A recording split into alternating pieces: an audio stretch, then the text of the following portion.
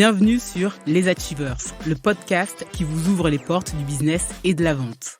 Et qui de mieux pour le faire que les personnes qui sont sur le terrain tous les jours pour vendre, les commerciaux. Évidemment, on ne vend pas de la même manière, en B2B ou en B2C, en fonction de la nature de son offre, de son secteur ou de la maturité de son entreprise. Alors chaque semaine, je vous propose une double immersion. Je reçois une personne qui nous expliquera son marché et sa réalité de la vente. Je suis Audrey Pétraud, consultante en développement commercial et toujours sur le terrain. Je vous souhaite une très bonne écoute et je vous dis à tout de suite.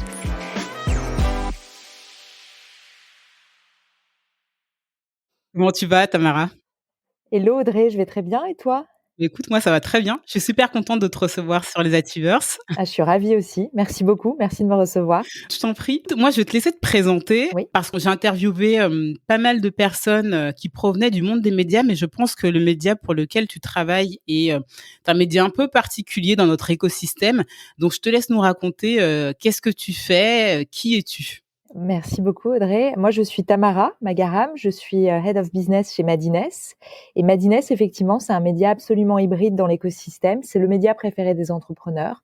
C'est un média qui s'est lancé il y a un peu plus de 10 ans, du fruit du travail de 2 entrepreneurs qui avaient moins de 25 ans à l'époque et qui aujourd'hui accompagnent au quotidien les marques, les entreprises, les entrepreneurs dans leur démarche, dans leurs enjeux de croissance et dans leur démarche de communication. Donc, on a une verticale média qui est très forte et on a aussi une partie agence où on œuvre auprès des marques pour les aider à répondre aux enjeux de communication et de croissance qui sont actuellement en cours. Et c'est un média qui a aussi une particularité qui est notable, c'est-à-dire que c'est aussi une entreprise à mission et c'est aussi une entreprise B Corp, maintenant, certifiée B Corp. C'est-à-dire que Madines a une mission d'information pour décrypter le monde de demain, donner les clés à notre lectorat pour pouvoir agir aussi dans l'économie de demain, une économie qui est en pleine mutation. Depuis 10 ans, le monde a complètement changé de visage. Et je pense que c'est ce que les fondateurs avaient vraiment discerné à l'époque. Et nous, on permet de donner les clés, de donner les codes aussi pour fonctionner, pour agir, pour œuvrer, avec une dimension qui est sociétale très forte. C'est-à-dire que tout ce qu'on fait doit avoir cette dimension sociétale, cet engagement au cœur de nos actions. Donc c'est pour ça qu'on a aussi cette certification qu'on a eu la chance d'obtenir en 2022. Qu'est-ce que ça implique d'être B Corp pour un média ? Ça veut dire quoi ? Alors c'est un cahier des charges qui est très long à remplir. C'est plusieurs années, je crois, de réponses. C'est pas moi qui les nourris, donc je peux pas répondre avec cette expertise-là. Il faudrait interroger Clément chez nous, qui est vraiment sur cette verticale. Mais ça implique quand même de répondre à des enjeux de sustainability permanent. Je sais que nous, on a une logique en permanence de voir si ça répond à une obéissance d'empreinte carbone ou si c'est quelque chose qu'on peut se permettre ou pas. On a aussi des enjeux de recyclage lors de nos événements. Il faut que les décorations, enfin ça c'est nous qui nous le sommes imposés, mais soient recyclées ou qu'il y ait un objectif de zéro déchet en tout cas, qui est à atteindre. C'est quelque chose qu'on précise sur notre site. Je t'enverrai le lien dans notre démarche aussi. Je pensais que ça avait également des implications autour de la qualité de l'information qui est donnée. Et quand je dis qualité, tu sais, aujourd'hui, il y a le grand défi des médias, c'est la lutte contre les fake news. Un des grands défis, voilà, je pense.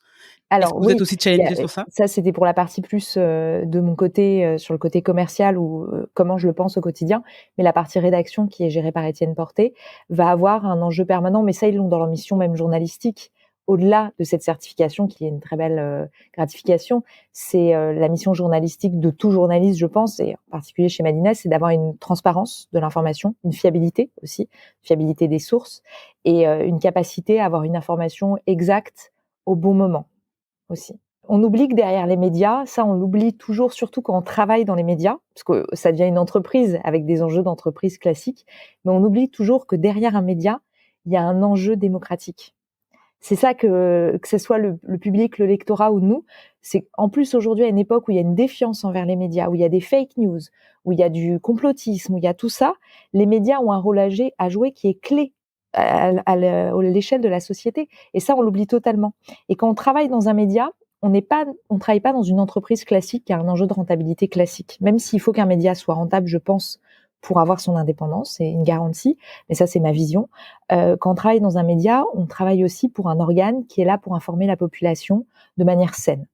Et nous, l'équipe business, on doit permettre aux journalistes d'avoir cette latitude, donc des moyens, pour faire leur travail. Et la mission, elle est là. La mission d'un commercial dans un média, elle est vraiment là. C'est de Ouais. comprendre cet enjeu-là. C'est pour ça que souvent, on dit aux équipes, voilà, si vous êtes pas à l'aise avec ça, ou si vous avez une recherche vraiment de profit pur, ou de produit, plus produit, c'est pas forcément ce qu'on va trouver dans un média. C'est qu'il y a cet enjeu démocratique, et on le répète aussi à nos partenaires, aux marques.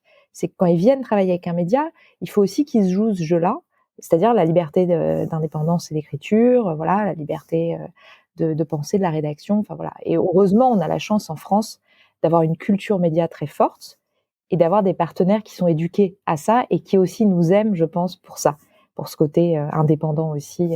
D'accord, donc Madines est complètement indépendant? Aujourd'hui, on a un actionnariat, oui, qui est indépendant, c'est-à-dire qu'il y a les 2 actionnaires principaux, et il y a un actionnariat qui est une nouvelle actualité depuis janvier. On a eu l'entrée d'un nouvel actionnaire au capital, mais on n'appartient pas à un grand groupe, on n'appartient pas à un propriétaire quelconque, voilà. Ouais, ça c'est un vrai sujet, mais c'est intéressant. On va en parler, un peu plus quand on va revenir sur le business model de Madines. Alors moi, je sais et je t'ai rencontré, c'est que tu as un profil, très particulier. Alors est-ce que tu peux nous expliquer un petit peu, quel est ton parcours avant d'arriver chez Madines?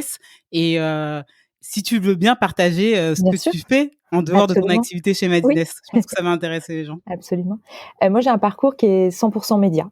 J'ai pu commencer en start-up, mais c'était, vraiment le démarrage de ma carrière. Je travaille depuis près de 13 ans maintenant. J'avais même commencé à travailler plus tôt, mais sur des petits boulots, parce que j'ai financé mes études aussi en travaillant.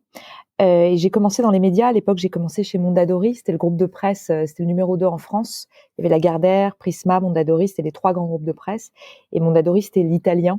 Et l'italien qui avait notamment Grazia, Biba, Closer, et qui aujourd'hui, je crois qu'une partie des actifs de Mondadori ont été revendus au groupe Reworld. Donc c'était de très belles marques, et c'est toujours de très très belles marques médias. Et j'ai commencé sur le magazine Closer, qui est un magazine People, et c'était à l'époque de la bascule print digital, où les enjeux de rentabilité allaient aussi sur le digital de plus en plus. Donc je pense qu'ils recrutaient des jeunes sortis d'école pour mieux cerner ces enjeux-là du web, hein, qui était très émergent et très nouveau pour beaucoup d'acteurs du monde des médias. Et ensuite, je suis restée vraiment dans cette galaxie média j'ai été dans beaucoup de médias. J'ai été donc chez Mondadori, j'ai été ensuite chez un total indépendant, Oops, toujours dans le people. J'ai été chez Philosophie Magazine, où à l'époque, l'éditeur lançait aussi une offre de conseils, d'intervention auprès des entreprises, de learning. Excuse-moi, je te coupe là parce que tu passes du monde, de la presse Ouais, people à la presse, philo. ouais. Comment tu fais ce gap-là, tu vois? Philosophie Magazine est venu me chercher pour une compétence que j'avais pu démontrer en presse people et féminine, et c'était une compétence régie pub, vente d'événements, voilà, classique, on va dire. Et moi, ma grande passion dans la vie, c'est la littérature et la philosophie, et la psychologie aussi, un peu par dérivatif. Donc je lis énormément depuis toujours, j'ai toujours beaucoup lu. J'ai toujours aimé confronter justement des mondes qui sont paradoxaux, la pub, les médias, et peut-être la profondeur de la recherche et de la philosophie. J'ai toujours trouvé qu'en agence de pub, les gens étaient assez érudits aussi, cultivés. Enfin, on trouve quand même des personnalités assez fortes.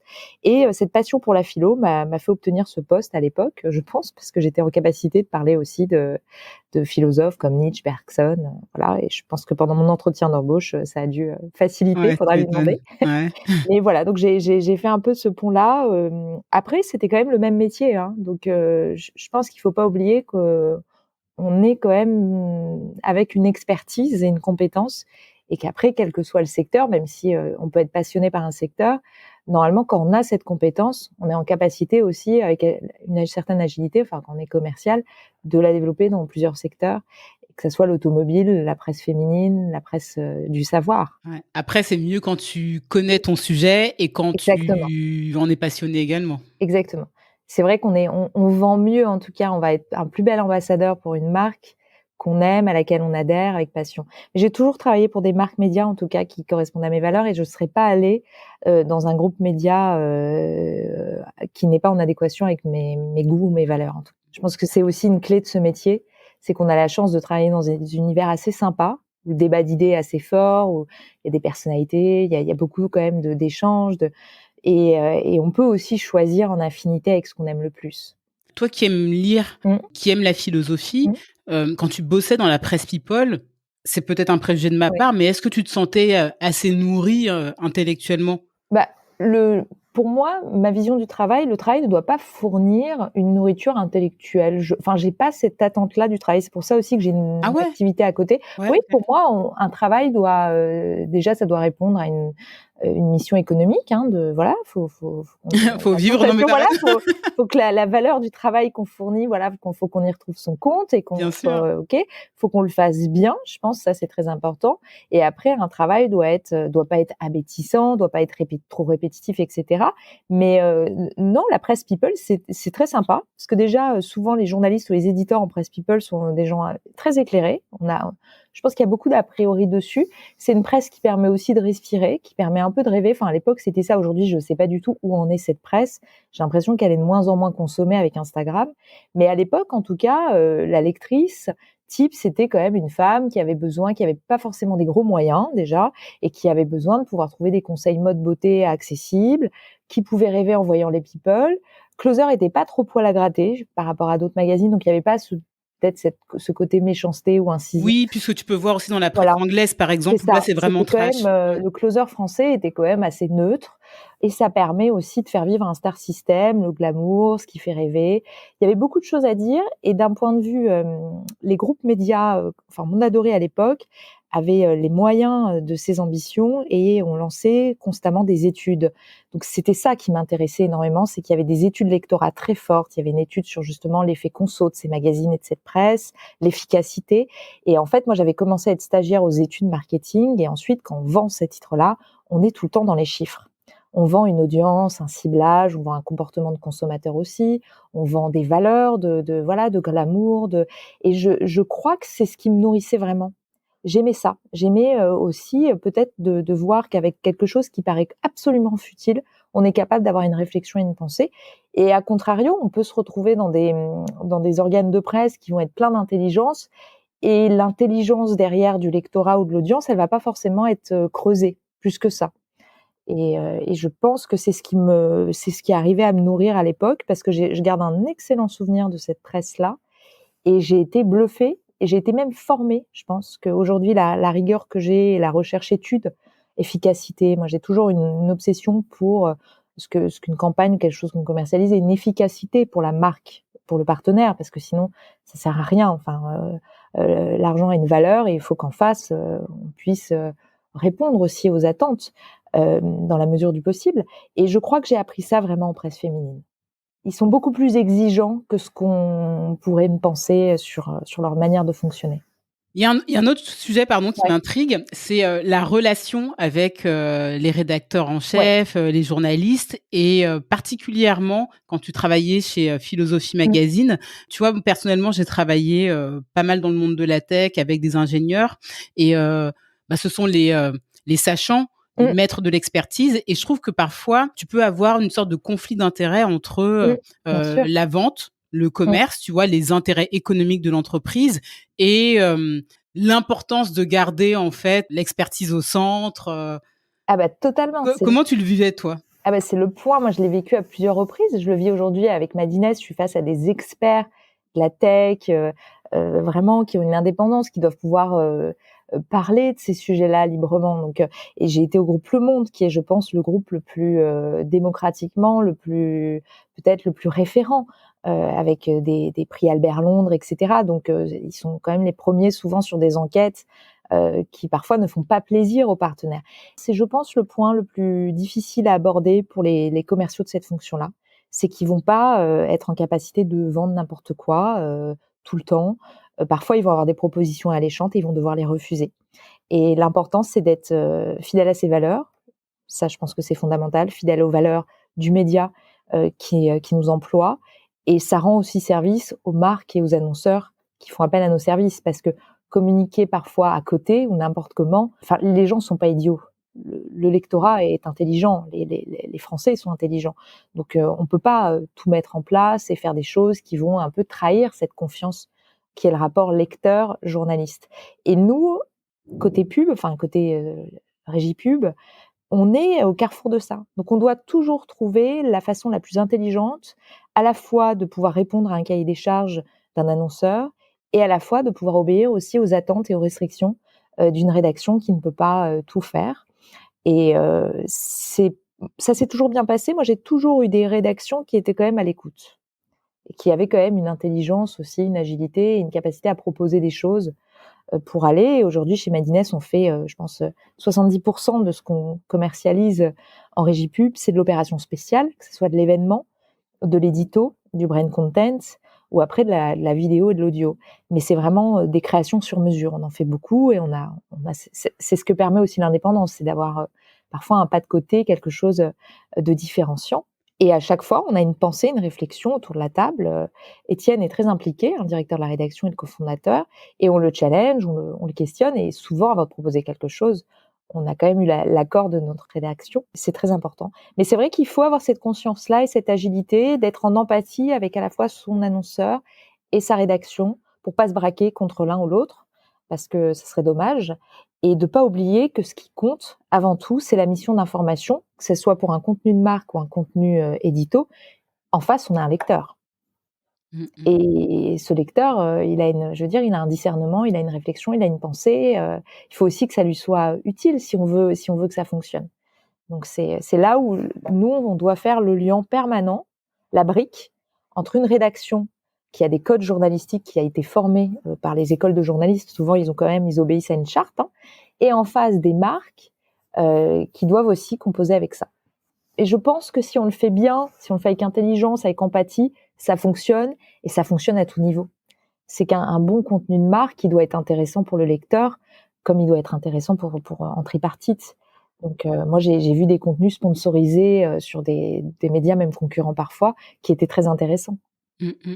C'est assez drôle, ça rejoint, la réflexion, que faisait, Gwenaël de Mmh. France Télévisions Oui, Publicité, Yoann, tout à de fait, oui. Bouscapé.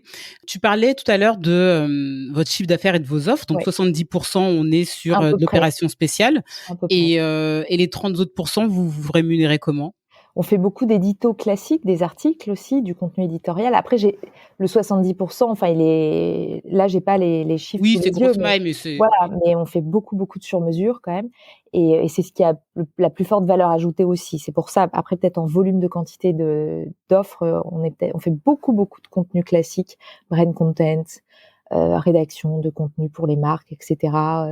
On fait beaucoup de production audiovisuelle, énormément. Des séries vidéo, des séries audio, des séries de podcasts. Et là, on considère, si tu veux, comme ce qu'on a fait sur l'ESS, notamment avec BNP Paribas, c'est qu'on considère que quand on fait un contenu audiovisuel avec une marque, c'est que nous, Madines, on a envie de la faire, et la marque, elle sert un peu de mécène à ça. Donc elle vient un peu permettre à un média qui a pas d'argent, un média, surtout un média pure player de l'information gratuite, hein. Donc on n'est pas, les médias ne sont pas riches, hein, ça c'est mmh. nouveau pour personne. Une marque permet aussi de financer parfois un contenu, de permettre un contenu, une série qu'elle sorte, et c'est là où ça fait un peu sens. C'est que c'est comme il y a des marques qui financent des musées, des expositions. On voit quand on va au musée, moi j'aime beaucoup aller voir des expos, on voit merci à nos financeurs ou à nos mécènes, et on voit les marques, les banques, et cetera. Bah, là, c'est un peu la même, alors ce ne sont pas des mécènes, ce sont des annonceurs ou des partenaires, mais c'est un peu la même dimension, c'est qu'ils permettent aussi de financer un contenu, et parfois, ils ont besoin de communiquer, ils ont besoin de s'adresser à une audience, donc il faut appel à nous pour ça, et parfois ils ont besoin simplement d'avoir, notre savoir-faire pour une communication, sans que Madines intervienne. Et là, c'est ce qu'on appelle la marque blanche. Et là, on a un champ de liberté beaucoup plus vaste. Parce que là, on est au service, c'est une expertise qui est au service de la marque, pour la marque. Donc, on a un peu ces 3 dimensions d'offres, plus que opérations spéciales, et cetera. C'est plus, qu'est-ce qui est fait en contenu Madines, et du coup, l'annonceur vient financer, vient aider un contenu pour son intelligence et sa créativité à sortir. Qu'est-ce qui est fait pour s'adresser à une cible? Et là, on répond à un cahier des charges, voilà, il y a un besoin de la marque. C'est pas Madines qui a le besoin, là, c'est la marque. Et qu'est-ce qui est fait à 100 pour la marque? Et là, ça peut être un livre blanc, ça peut être un événement clé en main, où on n'apparaît même pas, ça peut être, un petit déjeuner de rencontre, ça peut être un dîner d'influence à Paris dans un lieu exceptionnel, où là, on va juste servir d'intermédiaire de carnet d'adresses. Ça peut être, une création de leaflets aussi, de documents écrits. Ça peut être une création de site web. Enfin, vraiment, tout est possible et imaginable, parce qu'on a un savoir-faire média. Et aujourd'hui, vos clients, principaux sont des grands comptes, des PME, quelle est leur typologie? On travaille avec des grands comptes, des ETI et PME et des startups. On travaille avec tout le monde. Le fonctionnement va être différent. La typologie de demande aussi.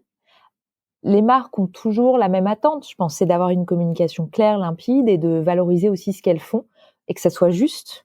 Il y a pas du tout d'attente de gonfler. Enfin, je trouve que les marques sont souvent modestes et assez, rationnelles dans leur communication et souvent elles osent pas d'ailleurs. Parfois, elles font des choses incroyables. Je vais parfois chez des clients et je me rends compte qu'elles ont financé, une fondation ou autre et elles le disent pas forcément. Elles ont un peu une humilité ou une peur peut-être de surcommuniquer et quelles que soient les marques, hein. Et aujourd'hui, nous, on a une typologie donc de partenaires qui est, extrêmement large et c'est ça, on est super contents, c'est qu'on touche tous les secteurs. On a énormément de grands annonceurs du CAC 40. On va dire que c'est voilà, on travaille beaucoup avec eux. On peut faire de grands projets avec eux. On a des grands acteurs de la tech aussi qui nous accompagnent et nous font confiance, et on fait des projets vraiment d'envergure avec tous ces acteurs. On travaille aussi avec des PME, des ETI et on travaille avec les startups. On a aussi des sujets. Alors les startups, ça va être souvent voilà pour les aider à communiquer sur leurs actions, leurs besoins. Et nous, on aime dire qu'on est là aussi pour aider les startups parce que c'est la vérité, c'est aussi la mission de Madines. Aujourd'hui, quand on a un média comme Madines, est-ce qu'il y a d'autres médias ou d'autres plateformes qu'on peut considérer comme concurrentes? Oui, tous les médias de la presse quotidienne économique sont concurrents directement ou indirectement.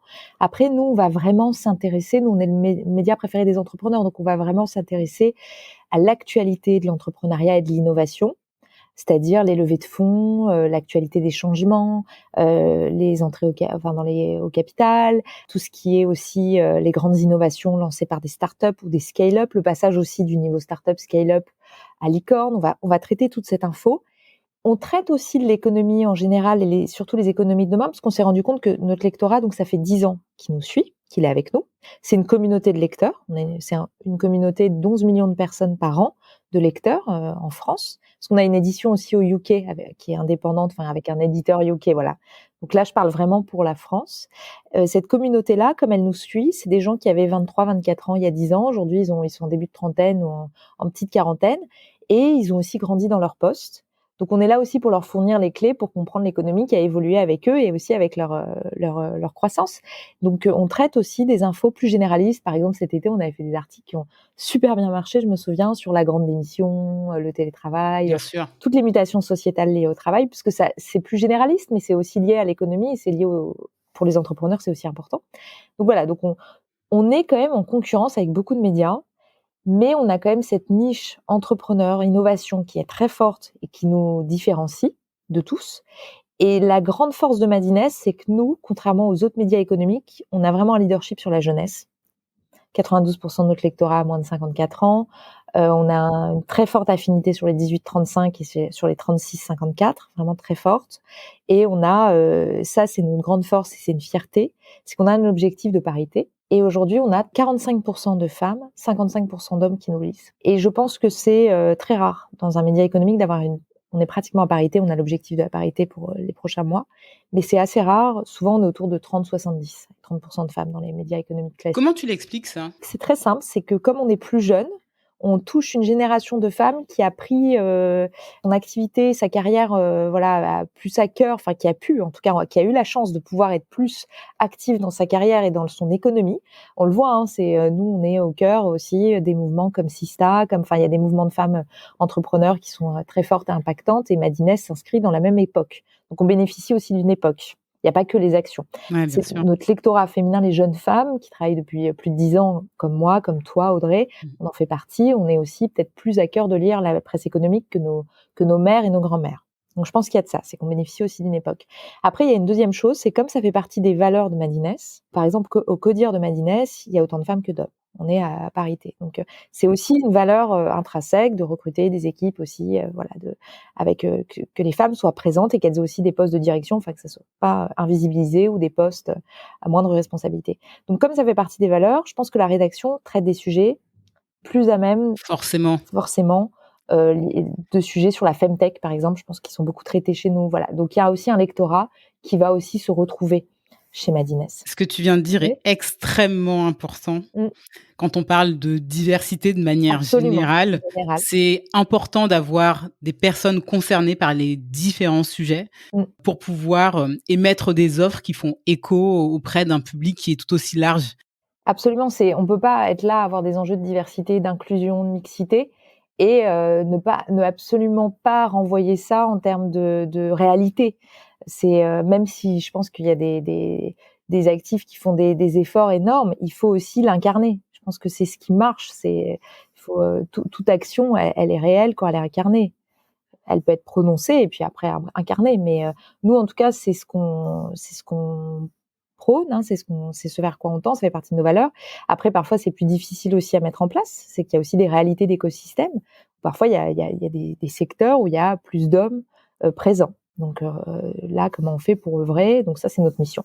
Tu as parlé de l'Angleterre. Aujourd'hui, vous vous êtes implanté en France, Oui, en Angleterre, en mais il me semble Angleterre. que vous Oui. ouvrez également d'autres pays en Europe? On a des ambitions d'ouverture pour l'Italie et l'Espagne qui sont à venir. Ouais, très bien. Tu peux nous partager une date ou Non, pour l'instant, moi, j'ai pas de date. Ça, je pense qu'on vous partagera toutes les infos quand on aura la date exacte, et cetera, avec aussi les enjeux qui sont générés derrière, et cetera, les attentes. Aujourd'hui, on a un objectif, je pense, pour 2023-2024 d'ouverture de bureaux sur ces 2 marchés pour couvrir l'écosystème. Voilà, ils ont des écosystèmes dynamiques et comme chez Madines, on couvre l'écosystème français, Madines UK couvre l'écosystème UK. Il faut que le maximum de pays aient son bureau pour avoir une dynamique locale parce que c'est comme ça qu'il y a une intelligence journalistique qui se met en place. je resterai à Oui, l'écoute d'évolution, bah, tu seras d'ouverture de ces bureaux. la première informée. Ça va m'intéresser. C'est assez clair et puis on avait pas mal, évoqué le sujet des médias avec Oui, d'autres invités, donc je pense que les personnes qui écoutent les Achieveurs oui, comprennent maintenant comment les médias se rémunèrent quand ils entendent brand content, opération spéciale, donc c'est pour ça que je creuse pas trop. Juste avant de passer à la partie vente, il y a quand même des choses que j'ai oublié d'aborder avec oui, toi, c'est bien notamment sûr. ton parcours, Oui, parce qu'aujourd'hui tu es Head of Business chez Madines, oui, mais pas que. Est-ce que tu peux nous partager ce que tu fais en parallèle oui. et comment tu imbriques ça dans ta vie, de commercial corporate de Oui. tous les jours, parce que je trouve que c'est vraiment pas anodin. Oui, à côté depuis 10 ans, donc à côté de mon métier qui a toujours été, là aujourd'hui je suis head of business, mais j'ai eu tous les parcours classiques de chef de pub, d'IRCLI, responsable grand compte, enfin voilà tous les titres commerciaux qui sont possibles. J'ai toujours écrit des nouvelles et des récits et des romans et j'ai publié 3 romans à ce jour et j'ai publié aussi un essai collectif de désir au féminin avec 35 femmes qui était un essai, voilà, pour les fonds étaient reversés à une association et c'était pour donner la parole à toutes les femmes justement. Donc je suis écrivain à côté, publié, avec une présence d'ailleurs régulière dans les médias quand je sors un livre ou autre. Donc ça fonctionne à ce niveau-là, même si c'est pas des aujourd'hui ce ne sont pas des best-sellers. J'ai Tu nous donnes le nom de tes livres? Oui, j'avais publié un premier roman, quand j'avais une trentaine d'années, mais il avait été écrit à 24 ans. Donc, bah oui, parce que quand on veut être édité par un éditeur, reconnu en tout cas, il faut des années. Donc c'est un parcours de combattant et c'est là où il y a quand même une proximité avec la fonction commerciale, c'est qu'il faut quand même s'acharner parfois sur, voilà, Ouais, les j'imagine. commerciaux, c'est la prospection, voilà, c'est d'être capable d'enfoncer les portes. Les écrivains, c'est voilà, d'être capable de recevoir 200 lettres de refus de maisons d'édition ou plus ou moins, hein, mais et de continuer parce qu'on y croit, on croit que quelque chose est Ouais. possible, on croit en son contenu ou en ce qu'on commercialise. Il y a un peu cette, voilà, ce trait de personnalité qui est assez semblable quand même, qui est le même, je pense, je sais pas si de l'obstination, de la persévérance, mais moi j'appelle ça la volonté, la force de la Mmh. volonté. J'aime beaucoup ce mot-là, la volonté. Et j'ai publié 3 romans qui ont pas grand-chose à voir d'ailleurs. Peut-être le lien commun, c'est l'humain. J'estime que je fais un métier d'humain, en tout cas, d'empathie, avant tout, de relationnel. Quand j'avais 23 ans, j'ai été bénévole en charge d'un lieu qui accueillait les sans-abri. Je m'en suis occupée pendant 4 ans, tous les samedis matins. J'ai toujours essayé de faire des choses aussi sociétales ou à mon petit niveau, hein, mais voilà, parce qu'on change pas le monde et on en est conscient, mais d'apporter une petite brique quand on a quelque chose, nous en tout cas, de pouvoir la partager. Et j'ai écrit des livres qui allaient un peu dans ce sens-là. Le premier livre était sur la dépression et la rencontre humaine, hein, sur le bénévolat vraiment à l'hôpital. Mon deuxième livre était sur les mères toxiques. Donc c'est un sujet de société intéressant, donc plus psychologique, et j'ai eu pas mal d'échos aussi sur cette Dont on parle dimension-là, peu, hein, dont dont on on parle peu, parle peu voilà, parce qu'on a souvent l'image de la mère, très sacré, maternelle, absolument. parfaite, Voilà. et cetera Et et il y a des gens qui ont été pas aimés, qui ont été maltraités par leurs parents, parfois par leur mère. Et ça, c'était suite, je pense, à toutes mes rencontres avec les sans-abri. C'est de voir aussi la réalité de parcours, pourquoi il y a des gens qui coupent avec notre société, qui sont en rupture. Donc ça m'avait intéressée sur ce livre. À chaque fois, pour un livre, je fais un travail d'enquête qui prend à peu près 4 ans, hein. Donc c'est pour ça que j'en ai pas publié plus. Et mon dernier roman est sorti il y a 1 an et demi. C'est sur l'exode, depuis l'Empire russe, des années, 20 à nos jours. Donc c'est sur une femme, un parcours de femme, parce que maintenant il y a un indicateur d'ailleurs, je sais plus comment il s'appelle, mais beaucoup de féministes en ont marre de voir des romans où le personnage principal va être un homme et les femmes vont être juste ces objets de conquête ou, des personnages très secondaires qui vont en fait renforcer ce qu'il est. Moi à chaque fois ce sont des femmes, donc ça je tiens à le dire quand même, et elles sont, confrontées à des parcours, qui dépassent, la question, d'être une femme. Enfin, elles ont des parcours de vie qui sont très complexes, de survie et de transmission et de résilience. Et mon dernier roman s'appelle L'exode de Valia et c'est inspiré de la vie de mon arrière-grand-mère qui était une migrante, hein. Aujourd'hui, on dit migrant. À l'époque, on disait un immigré. Et c'était une femme immigrée des années 20, une juive ukrainienne. Et j'ai sorti ce livre quelques mois avant la guerre en Ukraine. Donc ça m'a beaucoup bouleversée parce que j'ai dû pendant 2 ans me plonger dans toute l'histoire de ces pays, de l'Empire russe et de l'Ukraine. Et je pensais pas du tout que l'histoire allait se passer comme elle s'est déroulée. Donc c'est cette tragédie-là. Et ce livre, donc, est un livre d'histoire avec une trame romanesque, mais c'est sur la survie, l'adaptation, l'agilité, la pugnacité aussi d'un destin de femme exceptionnel, avec une dimension identitaire très forte, puisque c'était une femme qui est née dans une famille juive et qui, pour survivre tout au long du siècle, a dû soit cacher ses origines, soit les changer, soit changer de nom, s'ajouter une particule, voilà. Et c'est sur cette dimension identitaire et transmission que je me suis penchée il y a quelques années. Et en fait, pour m'organiser au quotidien, comment on Ouais. fait pour avoir parce que c'est ça qui est, je pense, Ouais, le c'est ça plus aussi. pragmatique, parce que beaucoup de gens aujourd'hui, je vois quand même beaucoup de gens qui ont 2 missions de vie ou des entreprises à côté ou qui sont entrepreneurs à côté du salariat ou qui ont des engagements bénévoles. Donc, j'ai l'impression que c'est de plus en plus fréquent, mais c'est très simple. La semaine, j'ai mon travail et c'est organisé vraiment. Et quand j'écris un livre, je réserve 1 à 2 jours le week-end et mes vacances, pour ça. Donc c'est, des séquences de 6 heures qu'il me faut pour écrire. Et en fait, ça se fait très bien parce que c'est pas écrire un livre pour moi, c'est pas du travail.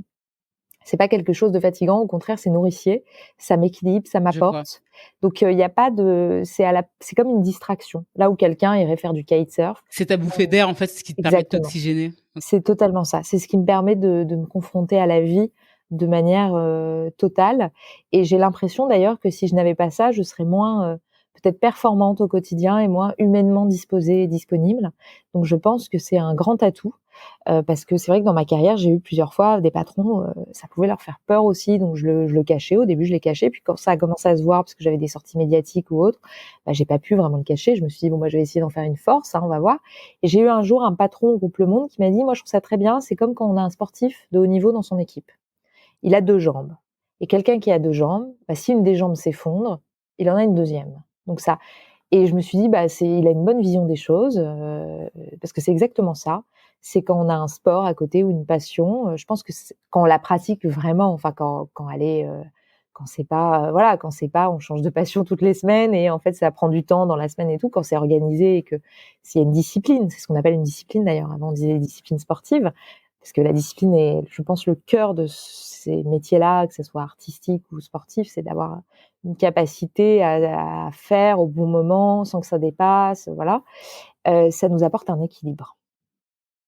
Et on a un exemple capital, c'est que notre ministre de l'économie, Bruno Le Maire, il est quand même ministre, il est au service, du gouvernement et je pense que ministre de l'économie, c'est pas une fonction, dérisoire, au contraire. Et on le voit en ce moment présenter son dernier roman sur les plateaux où là, il se présente comme écrivain et Ah il oui, c'est explique, vrai. oui, Oui. là, il a sorti un Ouais, c'est roman, vrai. je n'ai pas lu, mais il explique très bien que, il est, ministre et écrivain et les 2 sont, et il l'est parce qu'il est l'un et l'autre. Et c'est un exemple, formidable. Et il y a moi, j'ai vu beaucoup d'entrepreneurs écrire des livres. J'ai vu beaucoup de hautes personnalités en entreprise avoir publié des livres, des romans de qualité d'ailleurs. Est-ce que toi, le fait d'être écrivaine t'a permis, selon toi, d'avoir une certaine légitimité auprès des journalistes, puisque tu as toujours évolué dans le monde des médias? Oui, je pense. Je pense que les journalistes, ont vu que mon intérêt était contenu aussi et que j'avais un respect de la langue française. Alors après, les journalistes ont leur écriture qui est pas là forcément la même que celle des écrivains. Ça, on n'a pas les mêmes codes d'écriture, ça c'est évident. Et je pense que je serais pas capable de faire ce qu'ils font. Et certains journalistes peuvent pas écrire de romans. Il y en a qui écrivent de très bons romans, mais il y a une écriture journalistique quand même. Et je pense que oui, je pense que pour moi, en tout cas, ça m'a donné une oreille de certains qui respectaient cela. Hem, Ça a été, je pense, qui tout double dans certains cas. Je pense qu'il y a C'est-à-dire, alors, parfois, il peut y avoir une méfiance. Elle a une autre vie à côté ou donc c'est quelque chose qui échappe à l'entreprise. Donc il y a peut-être des entreprises où je suis passée où c'était pas forcément bien vu. Aujourd'hui, j'ai l'impression quand même que c'est apprécié et de toute façon, tant que ça n'empiète pas dans le quotidien de la personne, dans sa mission de travail, il y a pas de raison, comme un champion de judo ou que ça gêne. Mais chez les journalistes, c'est peut-être quelque chose qui m'a permis d'être entendue parfois ou de voir que j'étais aussi une alliée en quelque sorte. Il y a peut-être eu des dérives pendant des années, la pub des années 80-90 où du coup, il y a peut-être des journalistes qui sont en méfiance des régies pub et de défendre aussi le contenu, parce que c'est ça, hein, un écrivain, c'est du contenu, un journaliste, c'est du contenu. Après, type de contenu différent, mais quand on écrit un livre, on propose un contenu à un lecteur. Donc, il y a quand même la démarche, elle est similaire. Donc, quand on comprend ça et qu'on est en capacité de le comprendre, c'est vrai que ça peut permettre d'avoir un certain lien, une certaine confiance avec les journalistes. Et c'est vrai que moi, c'est peut-être ma personnalité, mais je m'entends souvent très bien avec les journalistes. Je trouve que c'est une population très sympathique et très qui apprend beaucoup, hein. On apprend beaucoup d'eux et ils ont souvent eu un courage qui est exemplaire. ouais. Alors, ça m'amène à une question. Mmh. Aujourd'hui, tu as une équipe de commerciaux. Quelles sont les qualités que tu recherches chez eux? Ce que j'aime avant tout, c'est, une sorte d'empathie. C'est pour moi un commercial va être bon dans son métier, déjà s'il aime ce qu'il fait.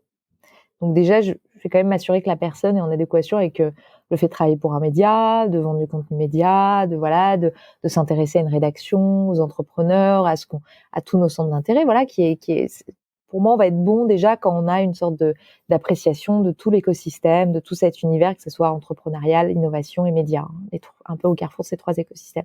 Après, ce que je trouve de très appréciable, c'est quand on est face à des profils qui ont, comme toi, je pense Audrey, ou comme moi, qui ont une empathie très développée, parce que déjà ça casse avec l'image du commercial prêt à tout, qui va faire, des ventes au forcing, sans respect et tout. C'est pas du tout ce qu'on cherche et je pense que c'est pas du tout la réalité des métiers commerciaux. Je pense que Mmh. les commerciaux sont des surempathiques, les bons commerciaux. Donc des gens qui vont aimer au quotidien être avec leurs partenaires, leur, heu, voilà, rencontrer, faire des déjeuners, et qui vont prendre plaisir à ça parce que c'est quand même je trouve qu'on fait quand même des métiers qui sont sympathiques.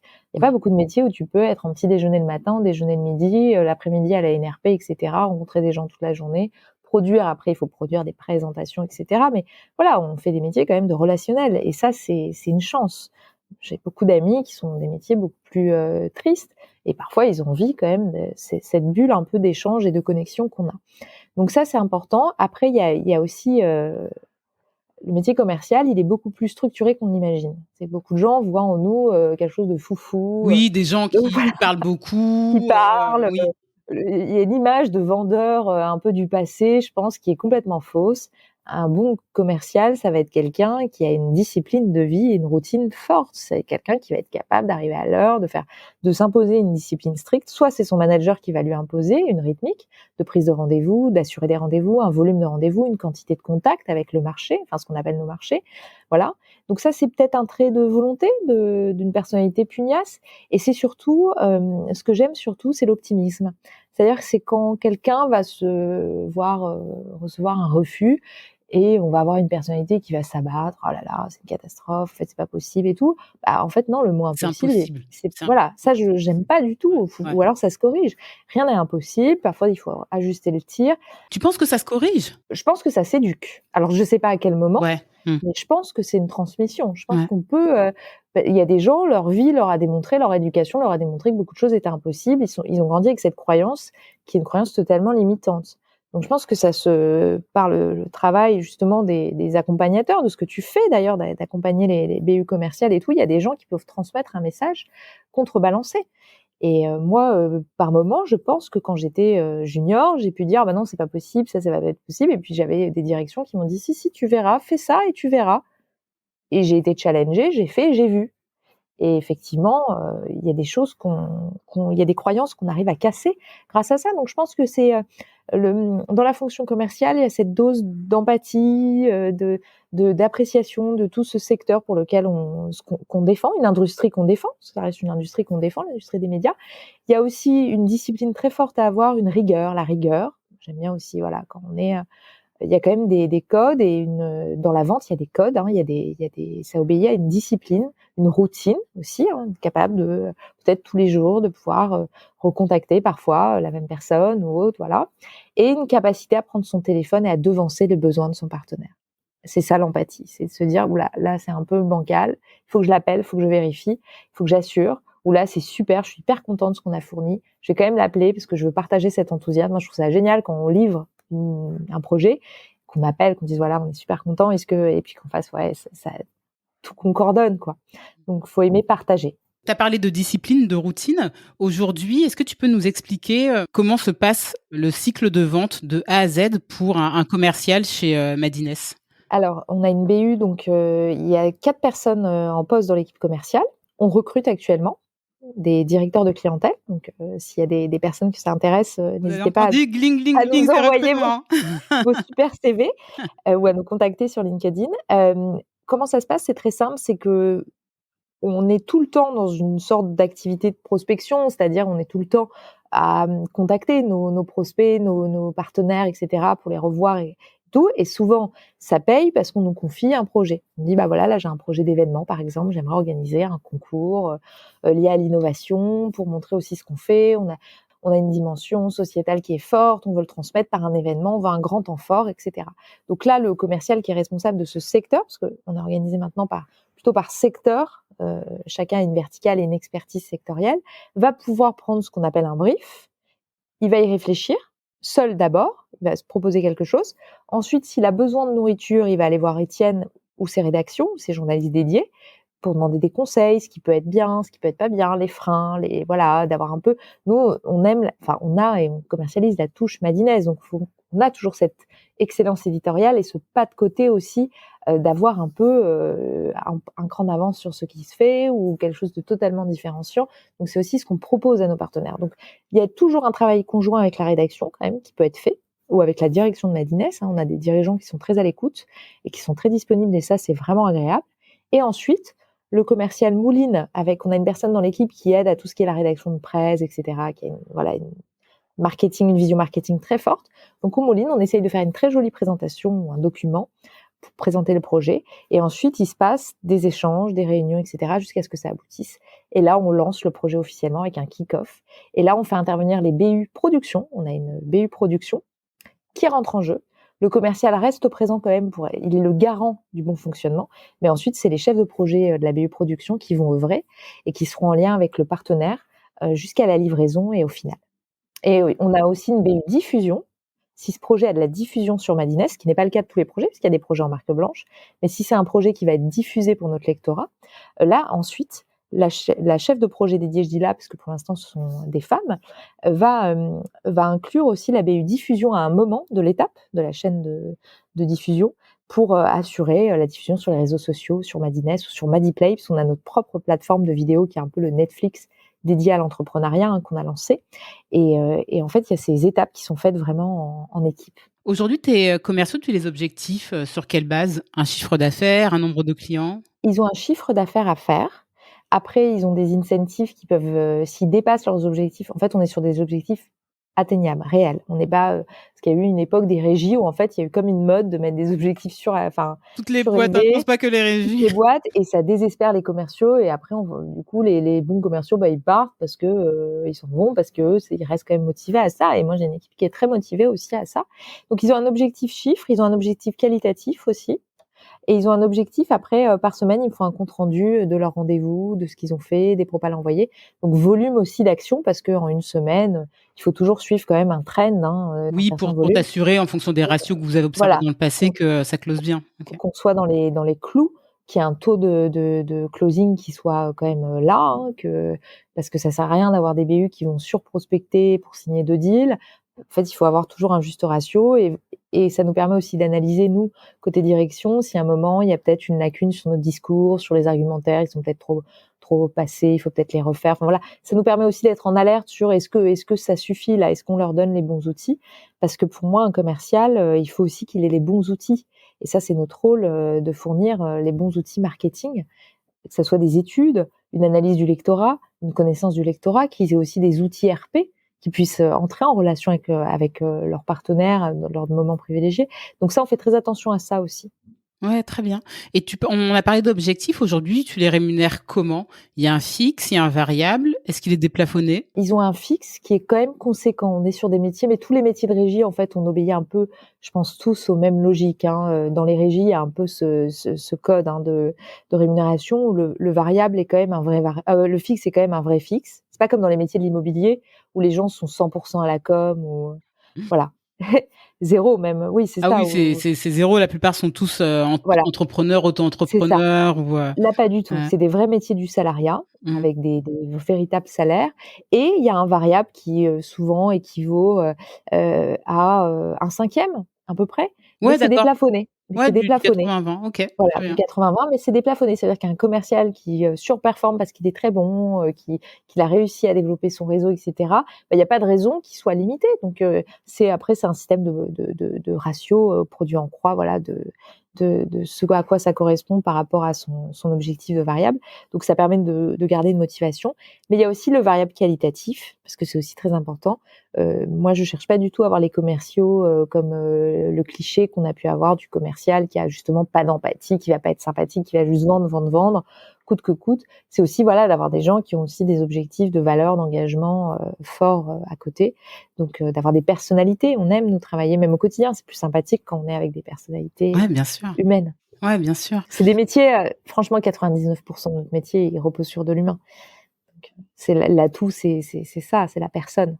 Est-ce que tu pourrais nous donner, une raison pour laquelle un commercial devrait, postuler, chez Madines? J'en ai une, c'est rejoindre un mouvement.